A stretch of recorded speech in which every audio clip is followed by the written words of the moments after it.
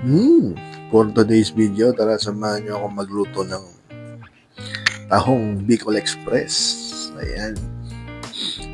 So, syempre, habang pagkatapos ko nga palang pakuluan yan, tatanggalin lang natin ang laman ng tahong. Ayan. At pagkatapos nga noon, gayat mo tayo ng mga ricadong gagamitin natin. Tulad ng sibuyas, bawang, at yan, siling green. Siyempre, Bicol Express, di mawawala yung sili. Pero, yung siling ilalagay natin is yung sakto lang. At yan, kamatis. Pagkatapos nga natin gayatin yung marikado. Yan. Pag naisipan kong tanggalin yung parang lublob ng tahong mabuk-buk. At yan, nagpainit na tayo dyan ng mantika kasi magigisa na tayo dyan ng mga ginayat natin yung ricado.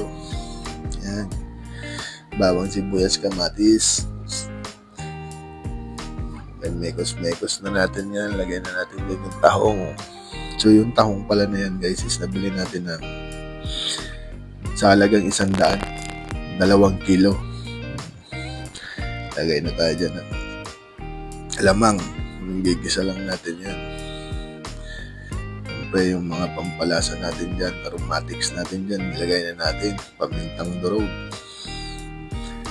asin, yan, at saka yung pampalasa natin.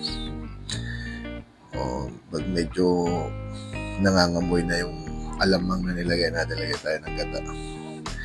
Nilagay pala ako dyan ng gatas. So yung gatas nga pala na yan is yung tira ni Anton.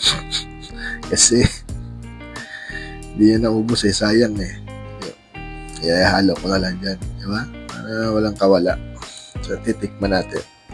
So ganun lang kasimple yan guys, magluto ng ng tahong Bicol Express. Tingnan nyo naman. Namit good. Ayan, plating na tayo. Lalagyan kasi kakain tayo ngayon. Wow.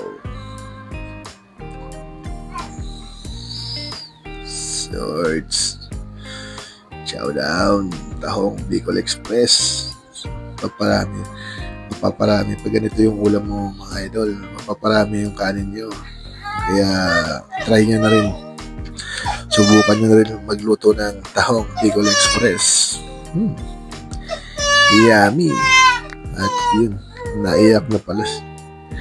Naiyak na si Carl habang nag-voice over ako.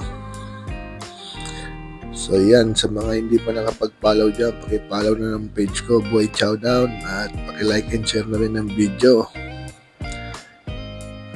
Hanggang sa muli. Hurrah!